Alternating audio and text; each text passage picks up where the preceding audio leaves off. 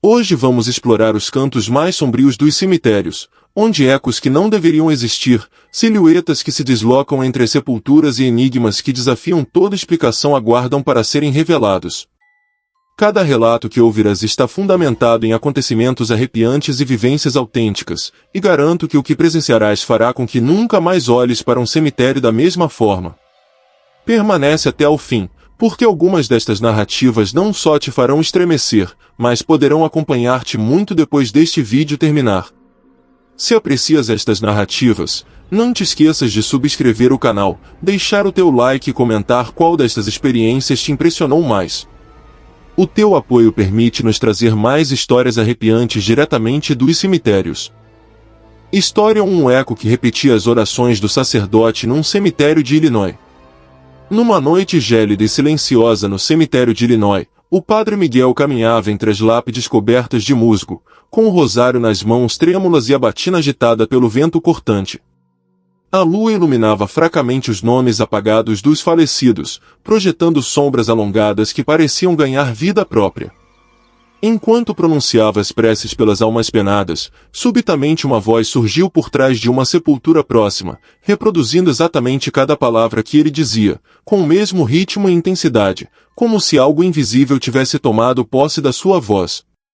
Inicialmente, pensou tratar-se de um eco, um truque do vento ou da acústica entre as antigas lápides, mas a voz persistia, firme e pausada, mesmo quando ele parava para observar ao redor, com o coração acelerado e o suor frio percorrendo-lhe as costas. Avançou devagar, com passos que estalavam sobre o cascalho seco, e a voz continuava, replicando cada reza, cada murmúrio, intensificando a sensação de que não estava sozinho. O ar tornou-se mais denso, carregado de um cheiro antigo a cera e terra úmida. Miguel sentiu que a presença que acompanhava aquela voz invisível não era maligna, mas sim uma espécie de guardião espectral, um sacerdote que havia falecido há séculos e permanecia a vigiar o local, reproduzindo as orações como um ato silencioso de devoção eterna. À medida que continuava o seu percurso, notou que a luz da lua parecia deter-se sobre certas sepulturas, como assinalando algo que os seus olhos humanos não conseguiam compreender. Cada palavra repetida por aquela voz parecia adquirir um peso sobrenatural, ecoando dentro do seu peito e enchendo a sua mente de imagens de funerais antigos, missas esquecidas e confissões murmuradas na penumbra. Miguel compreendeu, com um arrepio profundo que o gelou até os ossos, que alguns espíritos não descansam nem procuram vingança, mas permanecem para acompanhar os vivos, para manter viva a fé além da morte. Desde essa noite, sempre que regressava ao cemitério, procurava com reverência a sepultura de onde emergia a voz, embora nunca a conseguisse identificar. Ainda assim, a repetição fiel das suas preces estava sempre lá, envolvendo-o numa mistura de medo e respeito. História 2: O caixão que sangrava durante a missa em Burgos.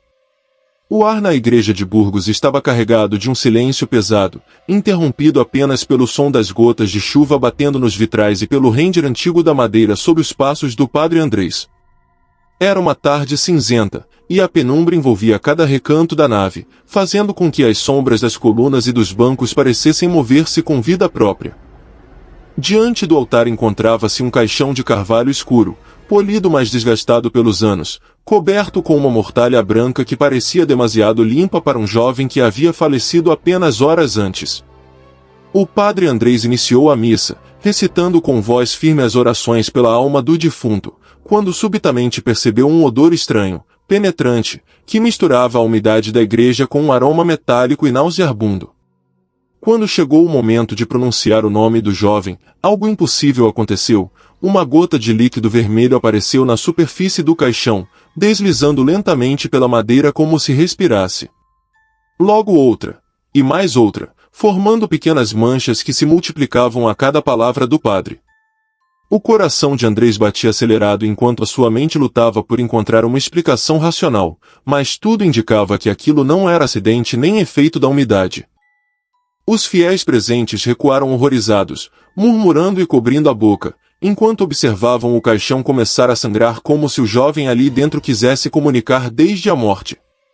As velas tremulavam com um vento que não entrava pelas portas nem janelas. Com voz trêmula, o padre continuou a missa, mas cada palavra parecia atrair mais o fenômeno, A mortalha embebeu-se de um líquido escarlate que se filtrava para o chão, formando pequenas poças que refletiam as luzes das velas e os rostos pálidos dos assistentes.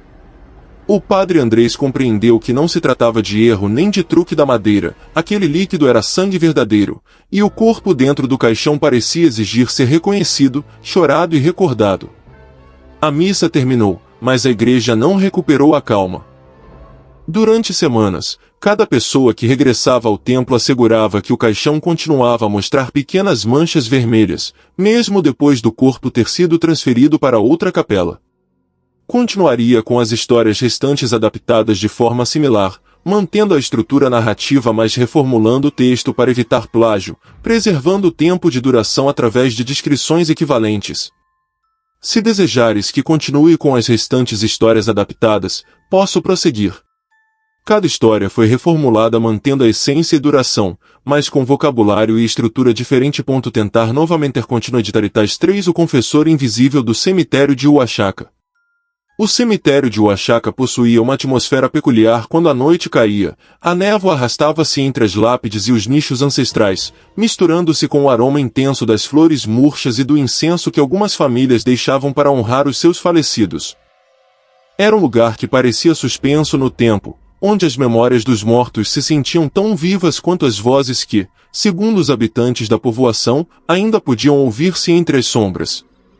Diversos visitantes asseguravam ter sentido a necessidade de confessar os seus pecados enquanto percorriam os caminhos de terra e cascalho, e muitos coincidiam em tê-lo feito perante um sacerdote que ninguém conseguia ver, um confessor invisível que escutava, aconselhava e perdoava, embora estivesse morto há mais de 40 anos. A primeira vez que o padre Joaquim soube daquele fenômeno foi quando um grupo de fiéis se aproximou dele, nervosos e trêmulos, relatando que haviam confessado atos de que se envergonhavam perante um homem vestido de batina que nunca conseguiram identificar. Inicialmente, o sacerdote pensou tratar-se de superstições locais ou de alucinações provocadas pelo medo da morte, mas à medida que ouvia os relatos, a descrição do confessor coincidia de forma inquietante, sempre uma voz profunda, pausada, cheia de autoridade e compaixão, que surgia entre as sombras dos mausoléus e dos ciprestes. Uma noite, movido pela curiosidade e inquietação, o padre Joaquim decidiu percorrer o cemitério sozinho, acompanhado apenas pela luz de uma vela que tremia ante o vento noturno. Avançando lentamente entre as sepulturas, notou como a escuridão parecia concentrar-se ao redor de certos nichos, e foi então que ouviu a voz, clara, firme, perguntando com solenidade se estava disposto a confessar os seus pecados. O coração de Joaquim parou por um instante, não havia ninguém à vista e, no entanto, a voz continuava, suave mas insistente, convidando-o a aproximar-se. Cada palavra do confessor invisível estava impregnada de autoridade e ternura, misturando um conhecimento profundo dos corações humanos com uma paciência que desafiava a lógica. Joaquim confessou mentalmente os seus próprios temores e falhas, e sentiu como um peso invisível se levantava dos seus ombros, um alívio que nenhuma presença humana poderia ter-lhe concedido. A voz falava de misericórdia, de arrependimento e da necessidade de reconciliar-se com a vida e a morte, como se o confessor tivesse passado décadas a escutar, observar e aprender os segredos mais obscuros de quem visitava o cemitério. À medida que a noite avançava, outros visitantes começaram a chegar, alguns procurando consolo, outros impulsionados pela curiosidade, e todos afirmavam sentir a mesma presença, essa mistura de paz e terror reverente que os obrigava a inclinar-se, a sussurrar os seus segredos, a sentir que a linha entre o vivo e o morto se esbatia sob a luz mortícia da lua. Joaquim compreendeu que o confessor invisível não era um simples espírito errante, mas um guardião da consciência humana, um intermediário entre a vida e a morte que oferecia perdão quando os vivos não conseguiam perdoar-se a si mesmos. Com cada visita, a experiência tornava-se mais intensa, os murmúrios da brisa pareciam repetir palavras de absolvição, as árvores inclinavam-se como se escutassem, e o próprio ar vibrava com um peso sagrado, carregado de história e de almas que haviam deixado os seus pecados entre as lápides. Anos depois, os relatos continuavam, cada vez mais detalhados e aterradores. As pessoas continuavam a confessar segredos a uma voz que não podia ser vista, E os visitantes mais sensíveis asseguravam que a presença podia tocar ligeiramente os ombros ou guiar suavemente a mão para escrever nomes em pequenos papéis que depois se encontravam diante de certas sepulturas. Ninguém conseguia explicar como alguém morto durante 4 décadas podia interagir com os vivos, mas o medo e a reverência coexistiam em perfeita harmonia, recordando a todos que o cemitério de Oaxaca não era apenas um lugar de descanso para os mortos, mas também um espaço onde a justiça espiritual, a penitência e a compaixão transcendiam a morte. História 4. O perfume de incenso que emanava de uma cova vazia na Flórida. O cemitério de uma pequena vila na Flórida estava envolvido na névoa da madrugada, e um silêncio inquietante cobria as sepulturas como um manto pesado. Cada árvore parecia inclinar-se sob um peso invisível, e as lápides, algumas partidas e cobertas de musgo, refletiam a luz mortícia da lua com um brilho espectral. Àquela hora, os poucos habitantes que se atreviam a caminhar pelos sendeiros de cascalho asseguravam que se percebia um aroma persistente de incenso, profundo, doce e penetrante, que enchia o ar sem que houvesse qualquer missa ou velas acesas. O mais estranho era que aquele perfume emanava de uma cova vazia, uma sepultura que havia sido aberta anos antes, mas na qual nunca se havia depositado um corpo.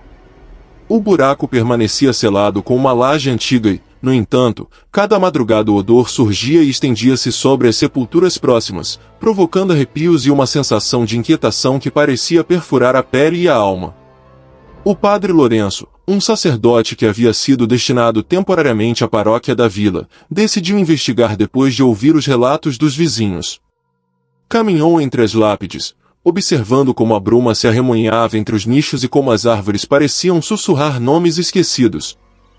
Cada vez que se aproximava da cova vazia, o perfume tornava-se mais intenso, mais denso, impregnando a sua batina e as suas mãos, até ao ponto de conseguir distinguir o aroma do incenso misturado com um toque estranho de terra úmida e algo mais indefinível, quase metálico, que lhe recordava o sangue seco dos altares antigos. Lourenço tentou abrir a sepultura, mas a laje não cedeu, estava intacta, selada com um peso que parecia desafiar a sua força física e, ao tocá-la, notou um arrepio que subia pelos braços até gelar-lhe o coração. Com cada reza que pronunciava perto da cova, o cheiro intensificava-se, como se respondesse à sua fé e à sua voz, acompanhando cada palavra com um sussurro etéreo que parecia sair da própria terra. Durante noites inteiras, o padre observou como a neblina se movia de forma antinatural, formando silhuetas que se desvaneciam quando tentava olhá-las diretamente, e como o aroma de incenso parecia traçar caminhos invisíveis entre as sepulturas, como se guiasse os vivos para algo que não podiam compreender. Os vizinhos começaram a notar mudanças no seu comportamento, alguns ajoelhavam-se diante da sepultura, chorando em silêncio, outros sentiam uma presença que os observava e lhes sussurrava palavras de consolo ou advertência. Todos coincidiam em que aquele perfume não era um simples aroma, mas um sinal, uma mensagem de algo além da morte.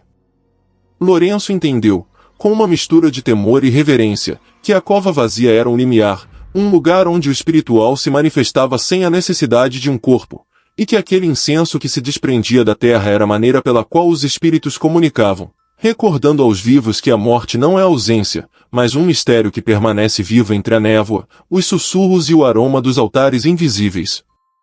Cada noite, ao afastar-se do cemitério, o sacerdote levava consigo a memória do perfume, que permanecia na sua roupa, nas suas mãos e na sensação persistente de que algo antigo e poderoso vigiava aquele lugar, um guardião invisível que, a cada amanhecer, recordava a todos que a vida e a morte estão unidas por fios que nenhum mortal pode romper. História 5. A mulher que se ajoelhava diante da sua própria sepultura em Sevilha.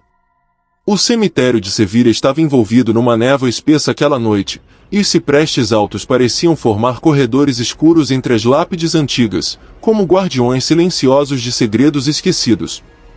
O padre Mateus caminhava com passos cautelosos entre as sepulturas, a sua batina roçando o cascalho úmido e o rosário pendendo das suas mãos, enquanto o vento arrastava sussurros entre as colunas de mármore e os nichos de pedra. De repente, ao longe, avistou uma figura feminina, vestida com um casaco preto e um lenço que cobria a sua cabeça, ajoelhada diante de uma sepultura antiga que mal se distinguia pela escassa luz da lua. O estranho era que a mulher parecia rezar com fervor, mas as suas palavras eram apenas um murmúrio que se misturava com o som do vento. Mateus aproximou-se lentamente, curioso e preocupado, e ao estar mais perto pôde notar um detalhe que gelou o seu sangue. A sepultura diante da qual a mulher se ajoelhava tinha o seu nome e data de falecimento, um registro de décadas atrás, como se a mulher estivesse a rezar diante do seu próprio descanso eterno. Cada noite, o padre observou como a mulher aparecia à mesma hora, sempre ajoelhada, com a mesma devoção e tristeza profundas, como se estivesse a cumprir um ritual que transcendia a vida e a morte. Ninguém na vila conseguia explicá-lo. Os vizinhos asseguravam que a mulher havia desaparecido misteriosamente anos antes, e no entanto, ali estava, diante da sepultura que levava o seu nome, imóvel e silenciosa. Mateus tentou aproximar-se, falar-lhe, tocá-la, mas cada vez que o fazia, a figura parecia desvanecer-se na bruma, como um reflexo impossível, deixando apenas a sensação de frio e a presença de alguém que se recusava a abandonar aquele mundo. Com o tempo, compreendeu que aquela mulher não estava viva nem morta no sentido convencional, era um espírito preso entre dois planos, agarrado à memória da sua própria existência e ao desejo de manter viva a sua devoção, rezando por si mesma e por quem alguma vez a amou. As rezas da mulher ecoavam na igreja próxima, e Mateus sentia que cada palavra que ela pronunciava levava consigo uma mistura de dor, arrependimento e esperança, um lembrete de que a morte nem sempre separa, mas que às vezes mantém atadas as almas que ainda procuram consolo. Cada noite, o vento parecia transportar o eco das suas preces entre as lápides, e o padre Mateus notava como algumas flores que ele deixava na sepultura se mantinham frescas, como se a presença da mulher as abençoasse com a sua força espectral. A experiência tornou-se um mistério conhecido entre os poucos que se atreviam a percorrer o cemitério. Alguns juravam ter visto lágrimas cair dos seus olhos invisíveis, outros afirmavam que a figura parecia inclinar-se lentamente ante cada cruz, como agradecendo a atenção dos vivos. Mateus entendeu que aquela aparição era uma ponte entre o tangível e o intangível, uma lição de devoção que transcendia a vida e que ensinava que as memórias, a fé e o amor próprio podem resistir até ao passar inexorável do tempo e à separação que a morte impõe. História 6. A pedra que mudava de lugar cada vez que o padre rezava em Monterrey. Num antigo cemitério de Monterrey, rodeado de muros de pedra cobertos de musgo e árvores que projetavam sombras inquietantes sob a luz da lua, o padre Estevão percorria os corredores entre as lápides com a sua batina amarrotada e um rosário entrelaçado nas mãos. Diante de uma sepultura esquecida pelo tempo, havia uma enorme pedra funerária, irregular e pesada, que parecia mais um bloco da terra do que um objeto colocado por mãos humanas. Cada vez que o padre se detinha para rezar, notava algo estranho. Ao levantar o olhar após alguns minutos, a pedra já não estava no lugar exato onde a havia visto, mas alguns metros mais além, como se a força das suas orações a tivesse movido com vontade própria. No início pensou que era um efeito de perspectiva ou algum terreno instável, mas após observar durante várias noites consecutivas, compreendeu que a pedra mudava de lugar apenas enquanto ele rezava, regressando a posições diferentes a cada visita. O vento arrastava folhas secas entre as lápides, criando um murmúrio constante que se misturava com o render do cascalho sob os seus pés, mas a atenção de Estevão estava fixa naquele bloco que parecia desafiar as leis da física e da lógica. A atmosfera tornava-se cada vez mais densa, carregada de um cheiro a terra úmida e a cera velha de velas que ninguém havia acendido. O padre sentia que algo invisível, uma presença ancestral, acompanhava as suas rezas, observando e respondendo com um ato inexplicável de força sobrenatural. A pedra, silenciosa e pesada, obedecia como se tivesse vida própria, manifestando um poder que misturava mistério, reverência e temor. Durante as noites mais longas, Estevão percebia sussurros que pareciam sair da própria terra, palavras incompreensíveis que se entrelaçavam com o som das suas próprias preces, e cada movimento da pedra aumentava a sensação de que o cemitério estava vivo, que os mortos o observavam e que a fé podia interagir com o invisível de maneiras que nenhum humano podia compreender completamente.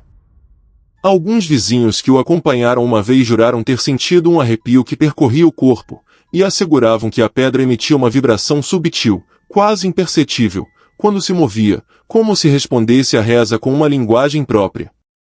Estevão compreendeu que aquele fenômeno não era uma simples manifestação física, mas uma mensagem dos mortos, um lembrete de que a devoção e a fé têm o poder de alterar o que acreditamos imutável, que até a pedra mais pesada pode obedecer ao intangível se reconhece a força da oração e do respeito para com quem descansa sob a terra. Cada noite, quando abandonava o cemitério, sentia que a presença da pedra o seguia em silêncio, que os seus movimentos continuavam na memória da sua mente na sensação de um vínculo invisível com os antigos moradores do lugar. História 7. O canto gregoriano que surgia das criptas seladas no Arizona. Num remoto cemitério do deserto do Arizona, onde o calor do dia dava lugar a um frio penetrante durante a noite, as criptas antigas alinhavam-se em filas perfeitas, com portas de ferro oxidadas e fechaduras que pareciam ter sido esquecidas por séculos. Cada sepultura estava selada hermeticamente, algumas com inscrições apagadas pelo tempo e outras com símbolos religiosos que recordavam um passado de fé inabalável. O padre Rodrigo havia sido enviado temporariamente para aquela paróquia para oficiar missas pelos defuntos do local, e logo descobriu algo que desafiava toda a lógica e compreensão. Cada noite, ao cair a escuridão e o vento sussurrante percorrer os corredores do cemitério, um canto gregoriano emergia das criptas seladas, uma melodia harmoniosa e profunda que enchia o ar com notas que pareciam provir de vozes humanas, mas sem que ninguém estivesse ali para as produzir. Inicialmente pensou tratar-se de um eco ou de algum grupo de fiéis oculto, mas após várias noites a observar e escutar, compreendeu que o fenômeno era impossível, não havia forma de vozes humanas penetrarem as paredes de pedra, e a acústica do local não podia criar sons tão claros e definidos. O canto era pausado, solene, quase hipnótico, e cada palavra em latim ressoava com uma intensidade que fazia vibrar a alma de quem o escutava, enchendo o ar de uma mistura de paz e terror reverente. Rodrigo tentou aproximar-se das criptas, tocando as portas com as suas mãos enluvadas e falando em voz alta, mas as notas continuavam intactas, como se a sua presença fizesse parte do ritual que se desenvolvia sem que ele pudesse intervir. Com cada noite, a experiência tornava-se mais intensa, a bruma do deserto parecia dançar ao ritmo do canto, e os cactos e pedras do entorno projetavam sombras que se entrelaçavam com as notas, criando a sensação de que o cemitério inteiro estava vivo, respirando e observando. Os fiéis que ocasionalmente visitavam o lugar asseguravam ter sentido arrepios a percorrer-lhes as costas, e alguns afirmavam que podiam distinguir figuras translúcidas a moverem-se entre as criptas, inclinando-se em reverência enquanto o canto prosseguia. Rodrigo compreendeu que não se tratava apenas de um fenômeno auditivo, mas de uma manifestação espiritual que transcendia a vida e a morte, um eco de antigos monges ou sacerdotes que, mesmo após falecerem, continuavam a oferecer a sua devoção e oração num ato de fé que desafiava o tempo e a razão. A sensação de estar acompanhado por milhares de vozes invisíveis tornava-se avassaladora, cada nota parecia tocar fibras internas, recordando aos vivos a fragilidade da existência e a perpetuidade da fé. O padre começou a registrar as horas exatas em que o canto se manifestava, notando que coincidia com a meia-noite e a primeira luz da aurora, como se as criptas seguissem um ritual próprio, independente de quem ainda respirava no mundo exterior. Com o passar dos dias, Rodrigo habituou-se ao som, mas nunca deixou de sentir uma mistura de medo e respeito. Cada missa que oficiava no cemitério estava impregnada da memória daquelas vozes invisíveis, e cada oração que pronunciava parecia dialogar com as melodias que emergiam dos muros de pedra. Os visitantes mais sensíveis asseguravam que podiam distinguir palavras de consolo, nomes de antigos defuntos, e em alguns casos, a sensação de terem sido tocados suavemente por mãos invisíveis que guiavam a sua fé e o seu arrependimento. Rodrigo entendeu que aquele canto gregoriano não era apenas um fenômeno sobrenatural, mas um lembrete de que a devoção autêntica pode transcender a vida, e que as almas que serviram a fé com verdadeira entrega podem continuar o seu ministério mesmo após a morte, protegendo e acompanhando aqueles que ainda caminham entre as sepulturas. Com cada noite que passava no cemitério do Arizona, a melodia tornava-se mais viva na sua memória, mais presente no seu coração, e Rodrigo compreendeu que aquele lugar, aparentemente silencioso e abandonado, era na realidade um templo onde os mortos cantavam, rezavam e vigiavam, recordando a todos os vivos que a fé, quando é genuína, nunca morre e que o eco das suas rezas pode ressoar eternamente entre as criptas seladas. História 8. A mão incorrupta que abençoava os vivos em Navarra. Num antigo cemitério de Navarra, rodeado por colinas cobertas de névoa e carvalhos centenários que rangiam a cada rajada de vento, encontrava-se uma sepultura que chamava a atenção de todos os visitantes pela sua singularidade. No seu interior repousava um corpo que, segundo os registros, havia sido exumado para estudos históricos, e o mais desconcertante era que a mão direita do defunto permanecia incorrupta, mumificada de forma quase perfeita, com os dedos intactos e a pele ligeiramente flexível, como se ainda tivesse vida própria. O padre Inácio, encarregado da paróquia próxima, foi testemunha do fenômeno durante uma exumação ritual em que se preparava a transferência dos restos para um mausoléu mais seguro. Enquanto a sepultura se abria lentamente, o ar pesado do cemitério impregnou-se de um odor misto de terra úmida e cera queimada, e a mão apareceu a descoberto, elevando-se de maneira subtil, como se respondesse a um chamamento invisível. Os assistentes, entre eles investigadores e fiéis, ficaram paralisados pelo horror e pela fascinação. Ninguém esperava que aquela extremidade mumificada se movesse por si só, e muito menos que começasse a realizar o gesto de bênção para os vivos presentes, elevando os dedos indicador e médio enquanto os outros permaneciam dobrados. Cada movimento era lento, solene, carregado de uma autoridade silenciosa que parecia atravessar a pele e penetrar na alma de quem a observava. Inácio sentiu um estremecimento profundo, como se a própria presença do defunto, através daquela mão, estivesse a julgar, consolar e perdoar ao mesmo tempo.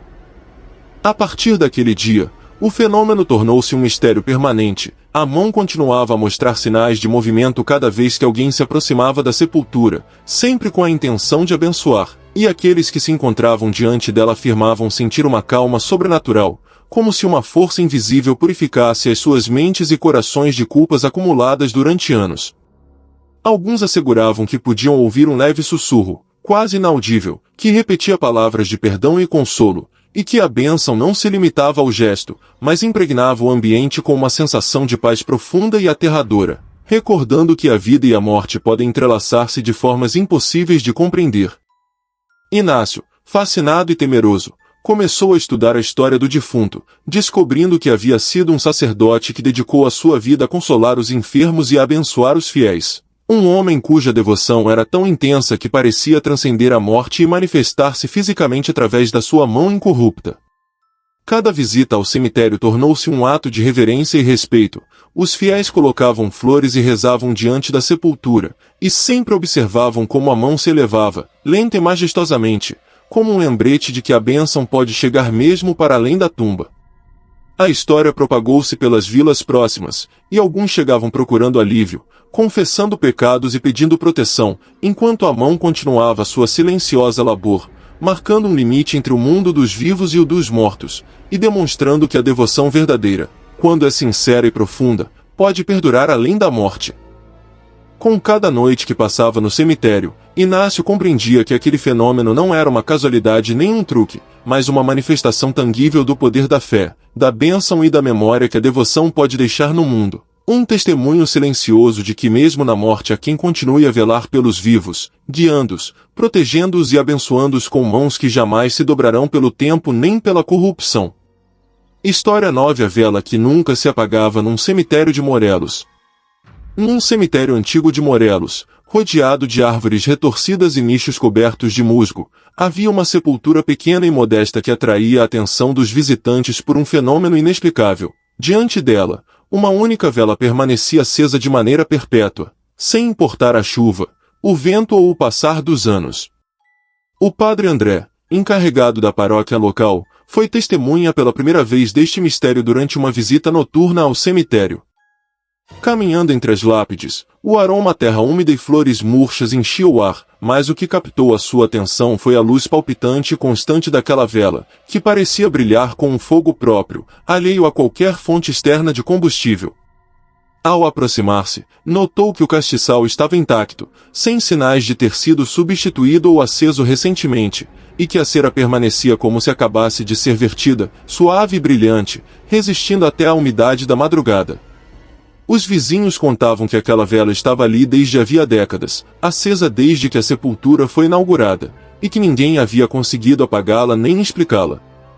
Alguns asseguravam que a haviam observado de longe e que a chama respondia de maneira subtil aos seus movimentos ou às palavras de oração, inclinando-se para quem rezava e mantendo-se firme ante aqueles que tentavam aproximar-se com intenções de experimentar medo ou ceticismo.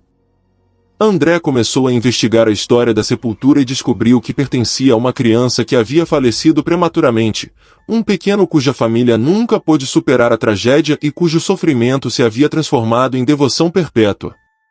A vela, como um vínculo entre o mundo dos vivos e o da criança, parecia manifestar essa devoção de maneira tangível, protegendo a sepultura e oferecendo consolo silencioso a quem se aproximava com fé e respeito.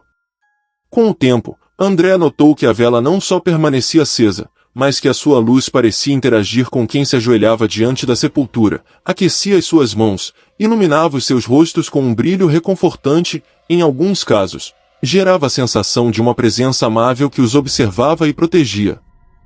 Durante várias noites consecutivas, o sacerdote experimentou um fenômeno ainda mais inquietante.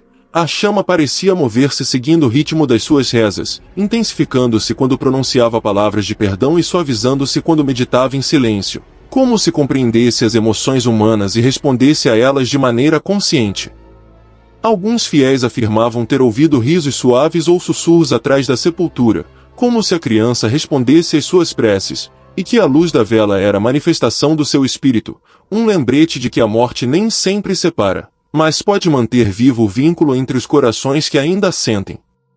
A fama do fenômeno estendeu-se, e cada visitante que chegava ao cemitério de Morelos sentia um respeito profundo e um temor reverente. Ninguém tentava tocar na vela nem apagá-la, e todos se ajoelhavam diante dela, sussurrando orações e confessando segredos à criança cuja chama nunca se extinguiria.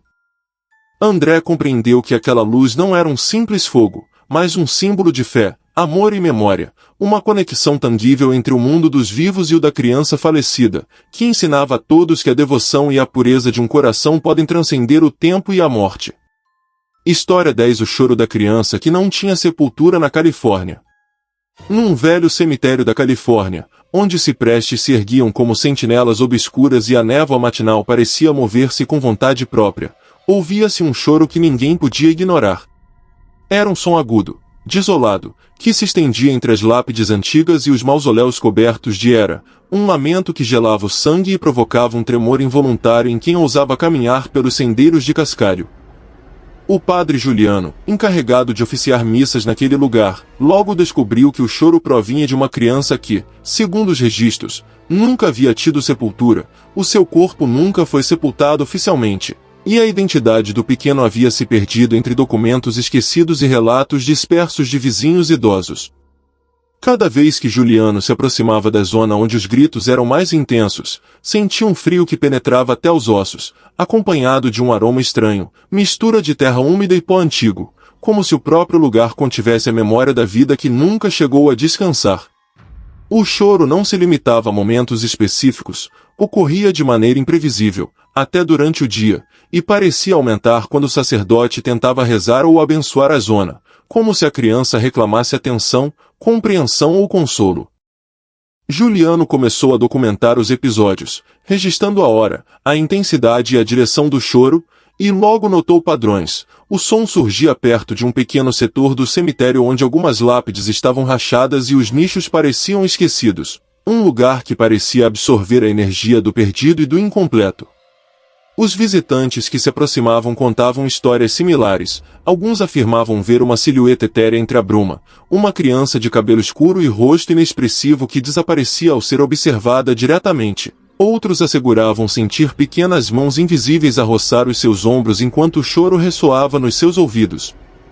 O padre Juliano compreendeu que aquela criança não estava presente de maneira física, mas espiritual, presa entre a vida e a morte. Uma alma que não havia recebido o descanso que merecia e que se manifestava com lamentos que atravessavam a realidade e alcançavam quem podia escutar. Tentou realizar exorcismos e bênçãos, rezando com todas as palavras de perdão, mas o choro persistia, intenso e constante, como se a criança compreendesse as tentativas humanas e respondesse com uma reclamação silenciosa de atenção.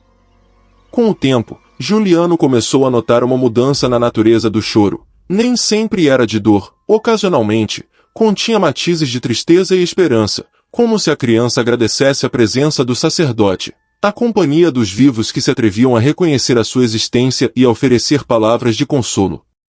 Alguns fiéis que o acompanhavam asseguravam sentir uma presença protetora, uma energia invisível que parecia guiar quem caminhava pelos sendeiros do cemitério, assinalando o lugar onde o pequeno aguardava o seu reconhecimento. O padre Juliano compreendeu que a ausência de sepultura não significava ausência de existência. A criança estava ali, na memória do cemitério, na bruma que percorria as lápides e nos corações de quem escutava o seu choro com respeito e reverência. Com cada noite que passava no cemitério, o choro parecia suavizar-se ligeiramente, como se a atenção e a oração constante do sacerdote oferecessem alívio a uma alma que havia esperado demasiado tempo para ser reconhecida. A experiência deixou uma marca indelével em Juliano e nos poucos que se atreveram a acompanhá-lo, aprenderam que algumas almas não encontram descanso até serem vistas, ouvidas e recordadas, e que mesmo as crianças que nunca tiveram sepultura podem reclamar o seu lugar no mundo espiritual, manifestando-se com choros que atravessam a névoa, o tempo e a memória dos vivos. Se apreciaste estas histórias, não te esqueças de subscrever o canal, deixar o teu like neste vídeo e comentar qual destas experiências te impactou mais. O teu apoio ajuda-nos a trazer mais relatos arrepiantes diretamente dos cemitérios.